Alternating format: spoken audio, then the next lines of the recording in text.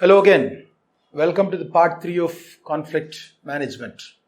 This video will explain about how to resolve conflict. What are the 12 skills necessary to look at or understand conflict management better. So in this, we will continue with this. I suggest again that you see the first 2 videos before coming in over here, because it will help you understand what is called conflict management thoroughly, and it will definitely help you in the process of being a better professional. And the first thing that we have to understand is the steps to resolve conflict.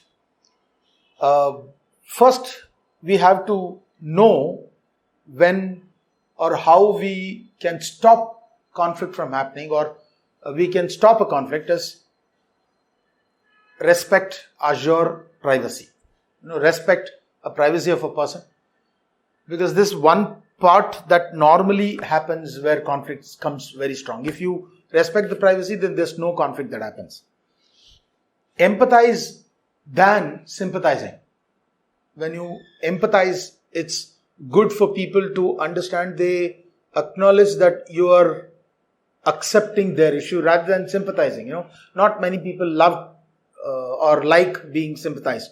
It sometimes tells them that you are not actually understanding their problem. You just telling so just to make them feel comfortable at that moment.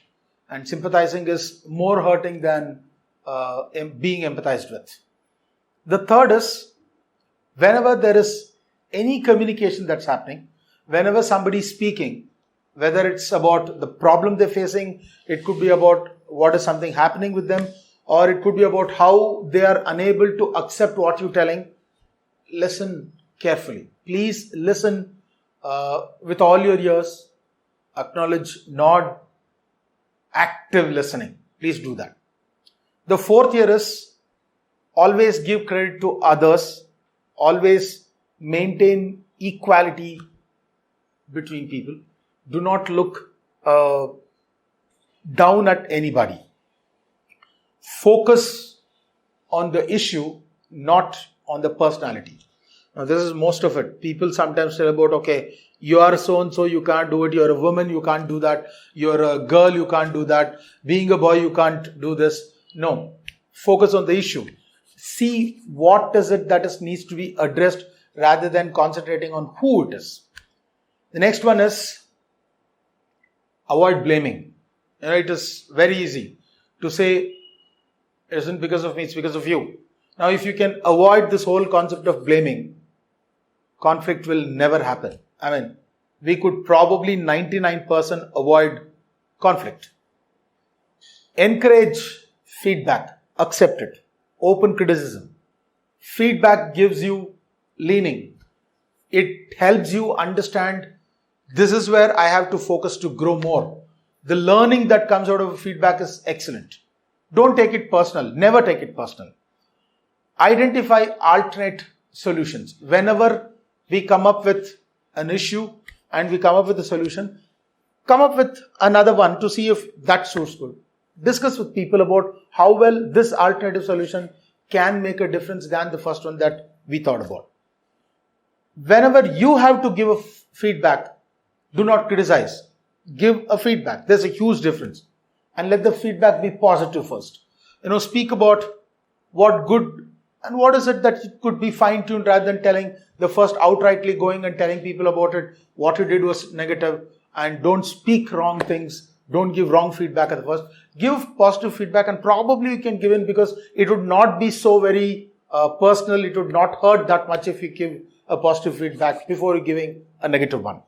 The last one in this list is agree on an action plan. Now, it is not necessarily what you tell is always correct. It could be anybody. So agree on an action plan such that this action plan will come into existence, and it will definitely resolve a lot of negativity that has been around, and definitely will help you in resolving the conflict that is existing or which need not happen at all. Now, how to prevent conflict? I would suggest that you people pause at these places to see the video, to understand, look at the slides that is appearing on your video to understand them. Frequent meeting with your team when you're working together. We're speaking about interpersonal conflict, most of them here. If you can frequently meet up with your team, probably you will not have anything that is unsaid or which can be assumed. So this will stop definitely conflict. And the second is also allow the others to speak or share information. Now, when there are two people having a discussion, it's not that one is always should be a listener. Not necessary. Conflict will definitely stop or will never happen if I have an open ear. When I'm listening well and I'm open to any suggestion that has been given.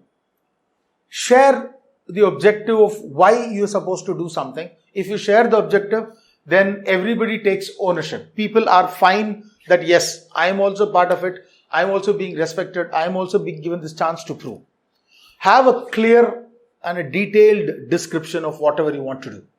If you have a clear and detailed description and you share it with others, everybody is on the same page such that there is no necessity to have a difference of opinion or a conflict. Distributes tasks fairly. Do not give a lighter task to one and a very burdened task to others.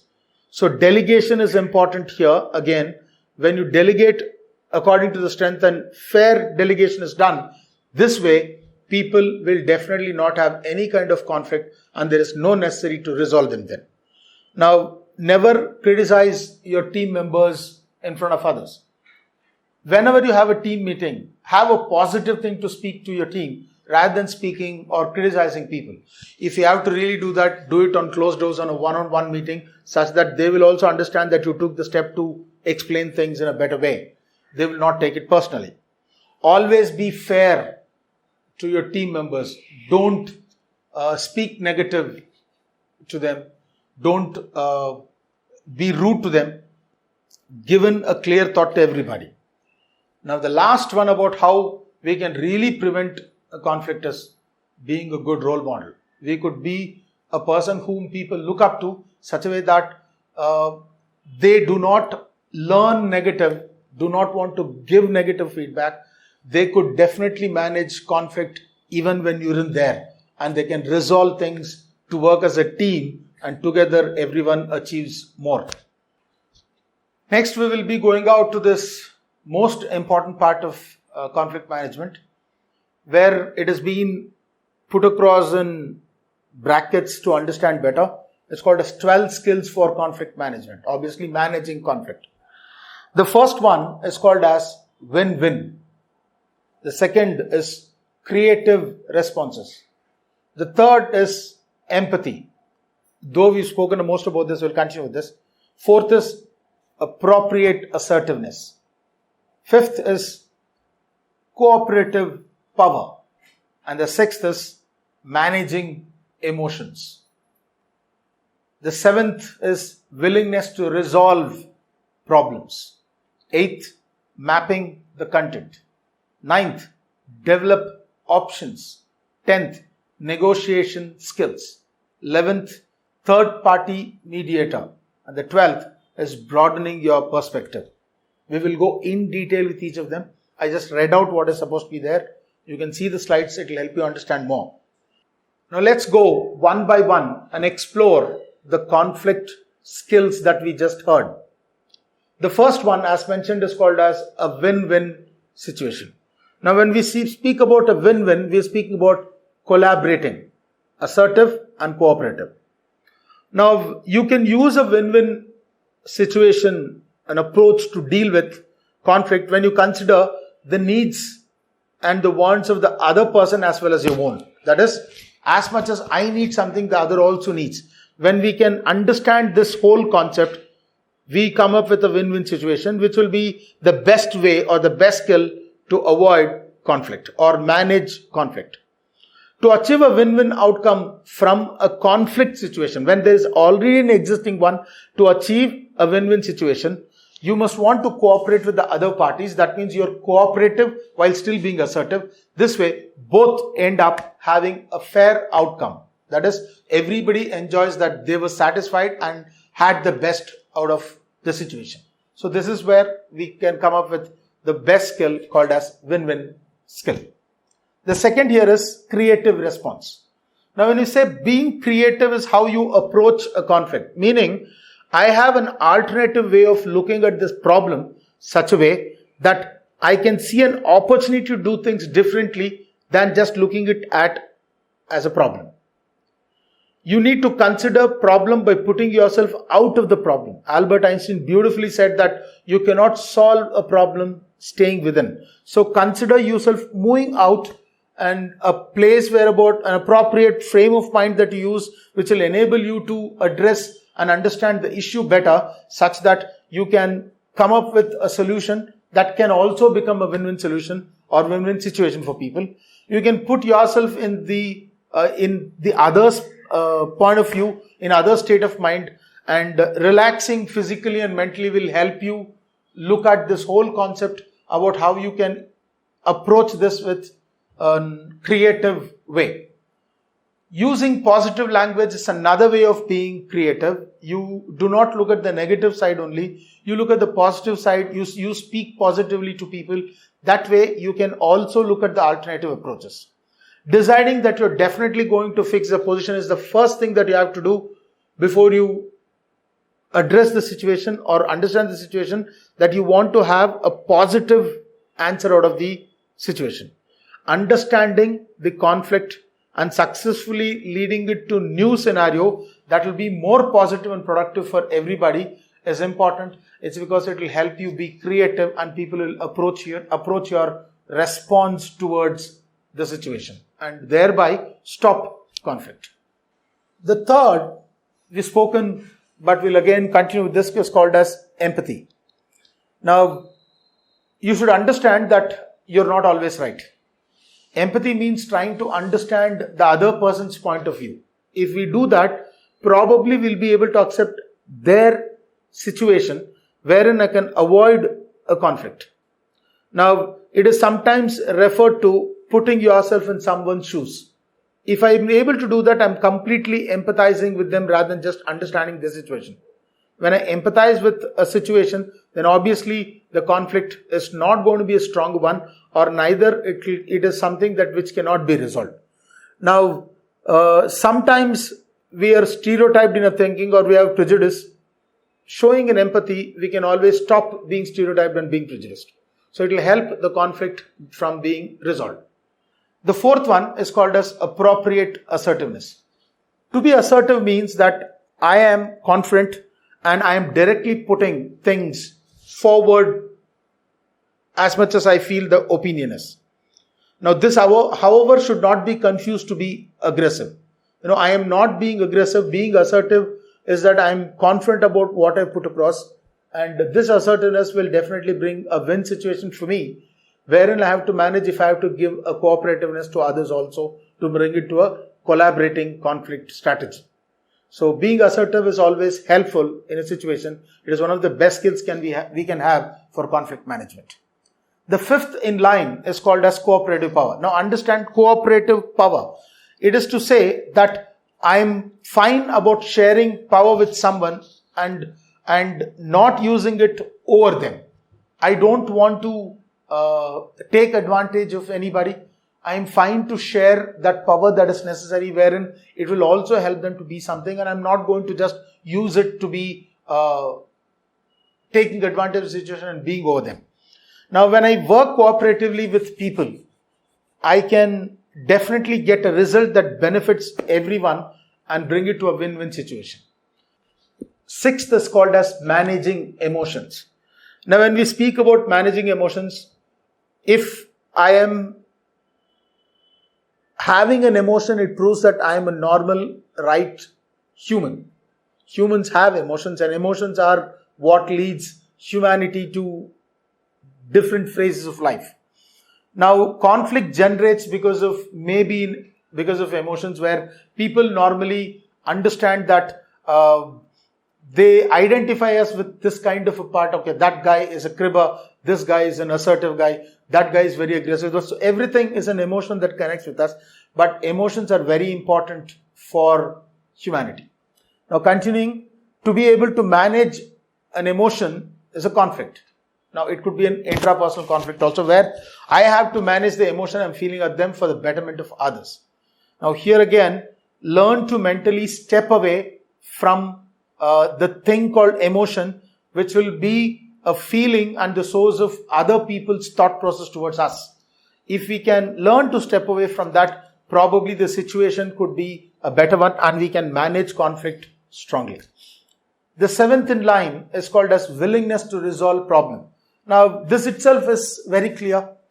Be forgiving, that's important, and try to put the issue behind and move forward. Just don't be at that place.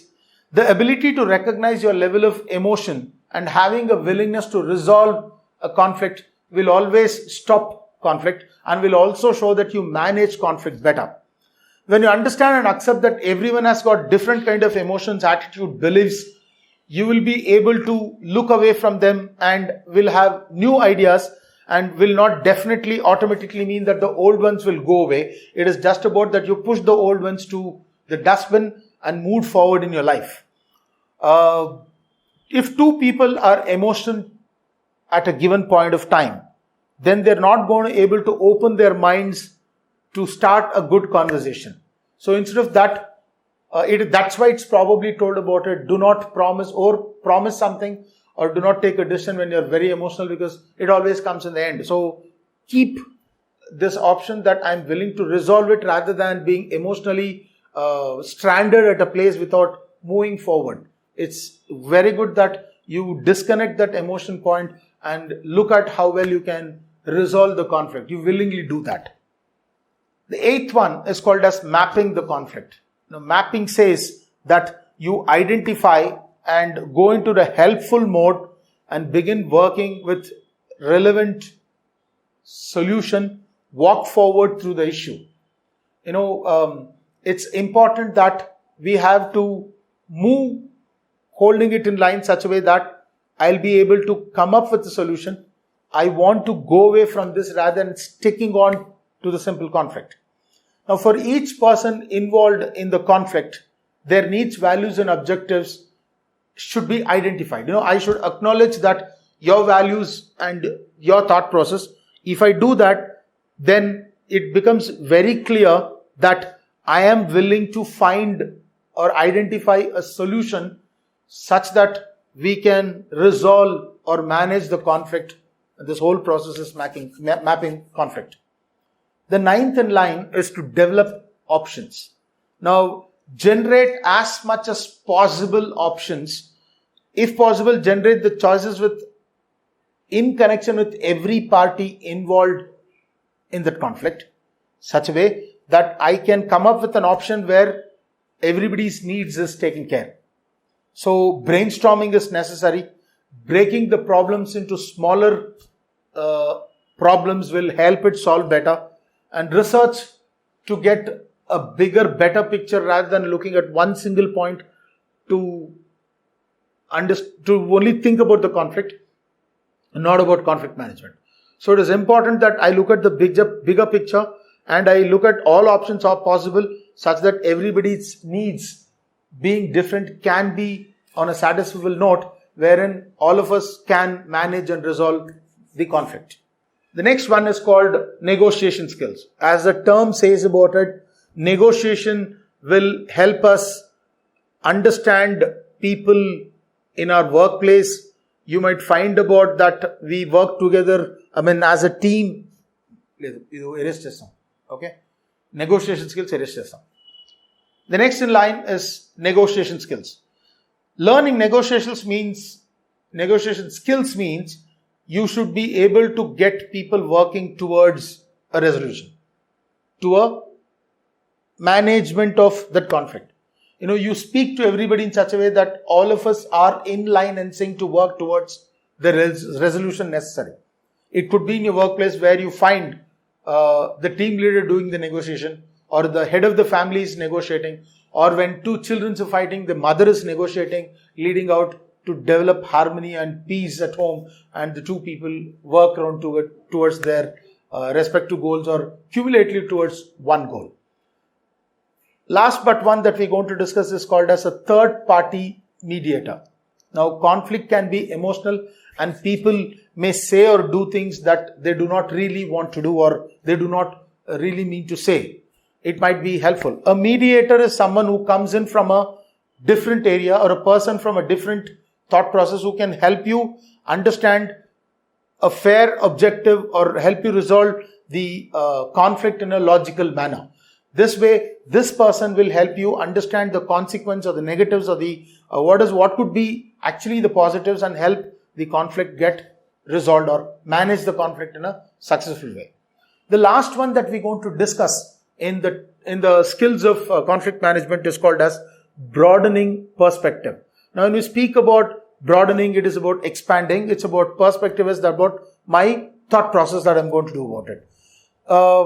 We need not or we should not view a conflict or a problem with only one perspective. So if we can broaden the whole concept of how the conflict can be seen, probably resolution is sooner and management is better. Now, while we may not agree with others' point of view always, it is important to understand why that option and that view is existent. Giving another person acknowledgement of their point of view is important. Now, this way we can have a bargaining ground wherein we can acknowledge somebody's point of view and their perception or perspective about it, such a way that we also will work towards and they can work towards it, and we can come up with a win-win situation to have better conflict management. And end of part 3. Looking forward to see you in the next video, which we will continue with conflict management to have some conclusions and learning outcomes. Thank you.